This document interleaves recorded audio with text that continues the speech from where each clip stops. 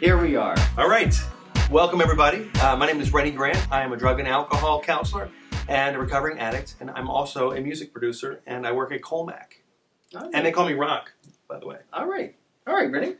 Hi, I'm Tony Massey, psychiatrist, addiction medicine specialist, also at Colmac, and they call me Doc. That's why they call us Roc and Doc. Roc and Doc. Because we're That's a team. Right. All right. So I have a question here on the magical clipboard. This one comes from Randy with an I. Okay.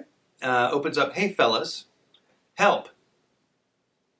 Oh, wait, she says more than that. Okay. That's enough. Sometimes, get you started. Well, sometimes people don't know they need help. I think that's a great way to open up a question to us. Yeah, I'm very good at that.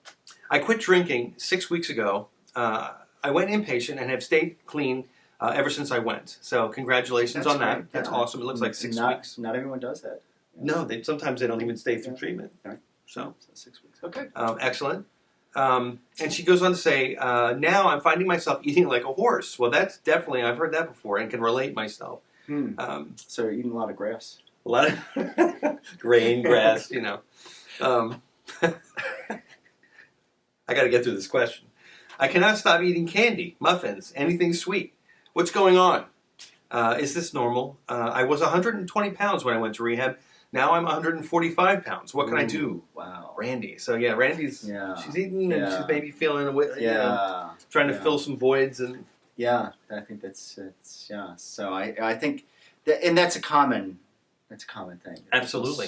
Stop, one thing and just start on another. And food, well, but really, everyone has to eat. So it's not like that's the hard part about it. Yeah, you can't avoid going to you don't have to go to a bar if you want to drink, but you got to eat. Yeah, and no one's gonna worry about you. If you have a slice of pie after your lunch, for example. It's not like not like you're drinking. Exactly, Yeah. It's a different worry. Yeah, certainly. Well, I can tell you, Randy, that I can relate because I eat like a horse now. Still, I've just figured out some ways to not gain weight because I don't eat unhealthy stuff. Right. But I know that when I got sober 8 years ago, I also gained a lot of weight. I went into rehab about $170, and I ballooned up to about 215. Wow. And now I'm back down to about $190. So I'm working my way back down. Yeah. But it was very difficult for me. Yeah. Emotional eating, just sort of, don't feel really good. It's like, let me just grab this. You're in line at the grocery store. There's 2 bags of M&Ms for the price of one. You're like, I'll just eat 1 bag. And by the time you get home, they're both gone. Yeah. That kind of stuff. Well, I think people start off recovery is being, just stopping using. And that, that not is the using. focus. And so figuring out what's triggering the drinking and avoiding those drinking triggers and, that sort of thing, and really, and it sounds like your pathway is this way, and a lot of folks kind of go this way. So you kind of figure out, what life offers beyond, alcohol in a way, and fill that void up with that. Then it's like a prioritizing of no, alcohol is definitely bad. Yeah, food not quite so bad. So bad. Then we can start working on the food, get it out of the way, and do some other things. And sort of, is that what you mean? Sort of like kind of perhaps that it really when you think about why it is, in this case, Randy may have had a problem with alcohol. Probably in some way to deal with certain feeling states. Right. And the food is doing the same thing. Maybe, and I know for a lot of people, it's just, being lonely.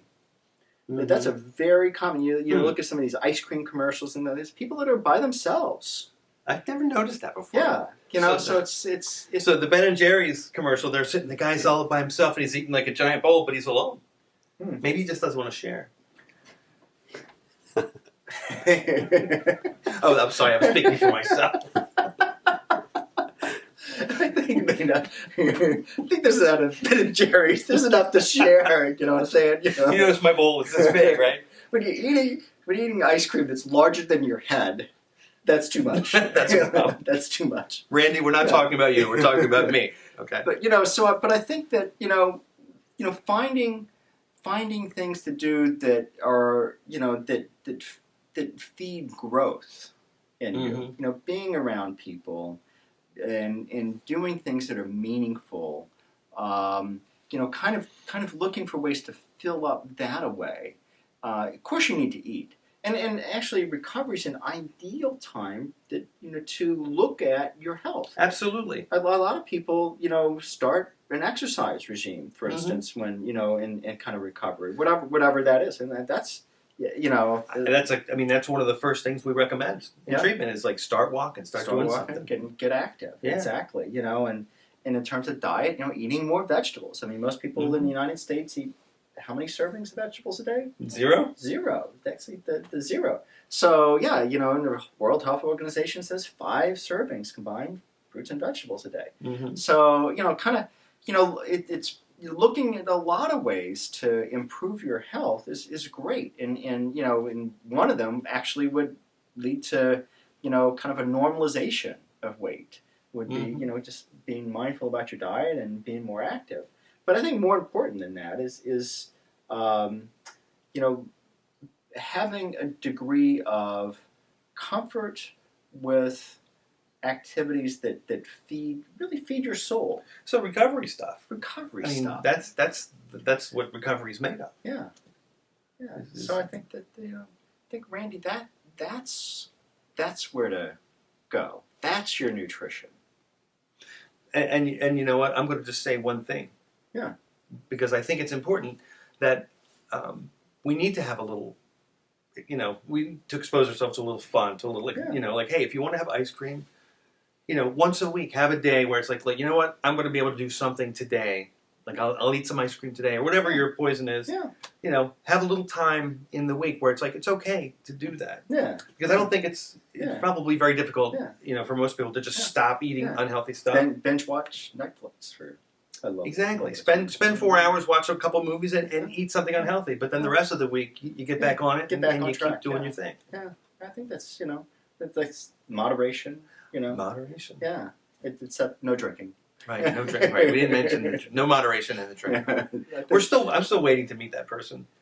One? Yeah, my program director Brent and I are sort of like we're on the hunt for somebody who's actually been able to go from serious drinking problem to I drink moderately now. We're both we believe somebody out there exists, but we've yet to meet them. Yeah, well, there's what 6 billion people on there has to be there's got to be someone. Yeah. All right. But in your case, I think Randy actually that I think it's helpful that you recognize that. You need, paying better attention to nutrition is a good idea for you, and looking for ways to support your recovery at the same time. Absolutely, and meetings. Meetings. Meetings provide all of that. They provide fellowship. They provide spiritual growth, personal growth, and a lot of times people in meetings, you see a lot of guys who are jacked up. everyone's working out now. Everyone's working on their health, so it's a great place to get information. Yeah, exactly. So, all right. So hopefully we answered you. I think we did. I think we may have helped. And Randy, if we didn't, please send us an email at rocdocrecovery@gmail.com. I'll say it again, rocdocrecovery@gmail.com. And that goes for anybody who's watching. We want your questions. Please send them to us. Yeah. That's how we get our questions. So, all right. Don't be shy. Well, I'm Doc. And I'm Roc. So much. See you.